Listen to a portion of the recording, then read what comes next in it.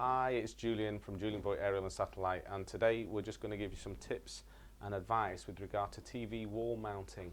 Now, more and more people these days are opting for having their TV mounted on the wall because this creates space in your lounge, as we're doing here on this job today, and obviously it's a nice focal point on the chimney is generally where we put it as well, but obviously there's some do's and don'ts that you just want to consider before you put your precious 42-inch TV on the wall, because obviously when you put it on the wall you want it to stay on the wall, you don't want it to come off. So we're going to give you a few tips. If you're the sort of person, a DIY, and you want to have a go at doing it yourself, that's fine, or if you would like ourselves to give you a quote for a professional installation, then you can check out the information link below to our website, and we'd be happy to do that. First thing just want to mention, we'll show you, is that you want to make sure that preferably you're mounting on a solid wall. This is a solid brick wall. There are applications that you can use for stud walls, but we need to make another video and talk more about that because it's a very specialist thing. But you really want to be on a solid wall like this. The other thing you want to consider, if there's a fire, you're mounting above the fire, particularly if it's a real fire, and there's a chimney there, you want to be considering the chimney liner, because when you drill into that wall you could burst through the chimney liner. So that's something else you want to consider, the thickness and the depth, and whether there's the flue or chimney liner there behind that. So this is the setup at the moment, and we're going to get this on here and we'll show you some various stages of the installation and other tips as we go through it. Okay, we've got the TV plinth off, so the plinth goes on the bottom of the TV. Obviously you're going to take the plinth off.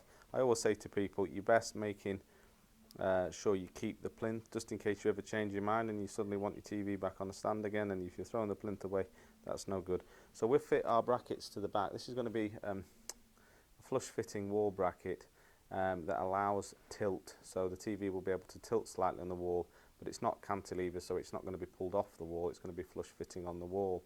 Now what you've got to decide when you're putting your screws and your mounts in, obviously we've got 2 on each bracket here, 4, whether to have a spacer or not. Most kits, like the one we're using today, come with spacers like these, which you can put behind this just to create a little bit of space.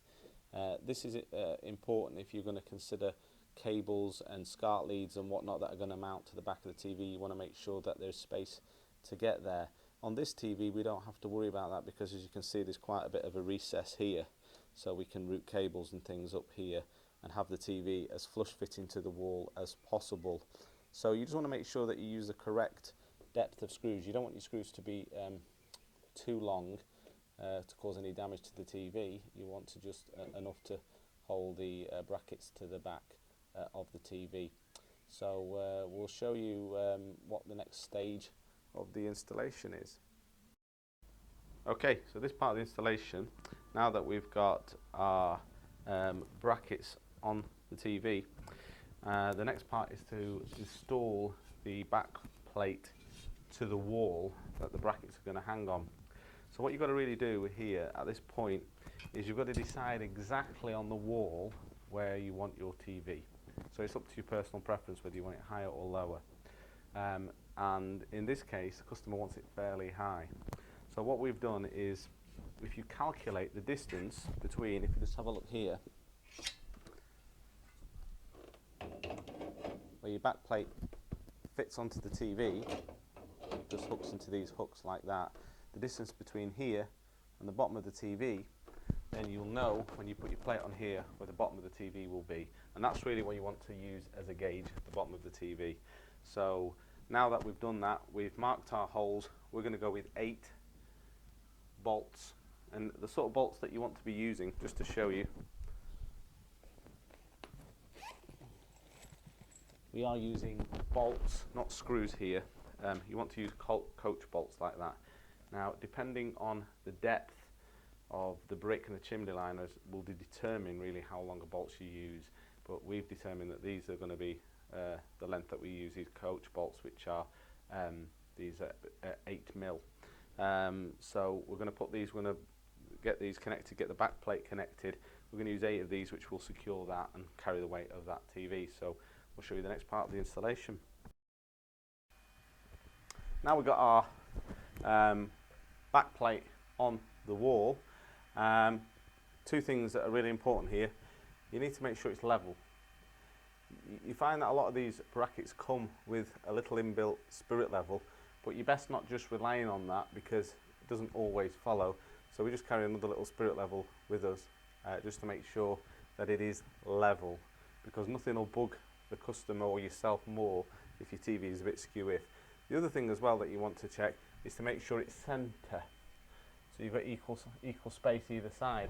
Now this isn't absolutely critical, so you don't have to worry too much about this, because the TV, once it's on the bracket, will move. You can move it a little bit either way depending on exactly where you want it, and there's a little securing bar at the bottom of the bracket, on most brackets anyway, that'll make sure that it isn't going to come off. It's going to stay pretty much there. So we've got that on. Next step is for us to get the TV on the wall. So we've got our TV on the wall. The customer wanted it particularly at this height, so it's just great. So at this point in the installation, what you've got to consider, which you really do need to consider at the beginning actually, I should have mentioned this, is cable management. Because obviously you don't want cables hanging from your TV down to wherever you've got your equipment, whether it be your DVD player, your Skybox, or just your terrestrial input. You want to try and hide that. Now you've got different options when it comes to TV wall installation. You can go for complete invisible cabling, which would mean that you would have to chase the walls, would have to channel out a channel into the walls there and bury the cables in that channel, and then a plasterer would come along afterwards and he would plaster over that channel, and then you would decorate, perhaps usually it's wallpaper or lining paper, hides the channel much better than anything else, and then it's completely invisible. That's your first option, but the most expensive obviously with all the plaster work involved. The next option to make your cables invisible is to use trunking, cable management trunking like this, which most people tend to go for, we find, with these types of installations, because it's not too expensive. And you know, we'll be putting this down here like that, we'll cut it, measure it, and all the cables will be hid in this trunking. What you do need to consider as well, which is important to remind you about, is the length of your power lead for the TV. Some TVs come with fixed power leads, and some come with detachable ones with the kettle type fitment on the back, and so you have to locate the power socket, the source of power, as to the TV, and the length that you're going to need as to whether you're going to need to put on a new one or you're going to need to put on an extension or something like this. In this case it's really easy for us because they've got a socket just behind this fire here, so we can reach that with the existing lead.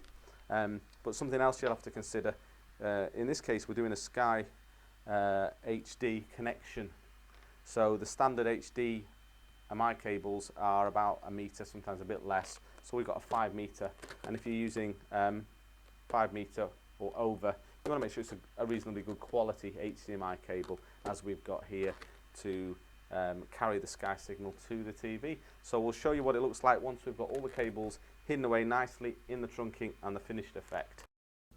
So there we have our finished result. We've got our TV now installed on the wall. The customer decided they want a little bit of a tilt on it, so in this bracket it allows you to tilt the TV forward, but most of these types of brackets you can also have it flat, completely flat, which a lot of people also like to have. But on this one we've tilted it forward. There we've got our cables nice and discreetly, no cables seen, hanging down, looks nice and neat. Created a little bit of space in the room and a nice viewing experience, particularly when you're watching movies and all the rest of it. So if you'd like more information, tips about digital TV, then subscribe to this channel. If you would like a quote for installation like this of your own plasma TV, LCD or LED TV, then check the link out below, send us an inquiry or give us a call, and we'll be happy to provide you with a free quote.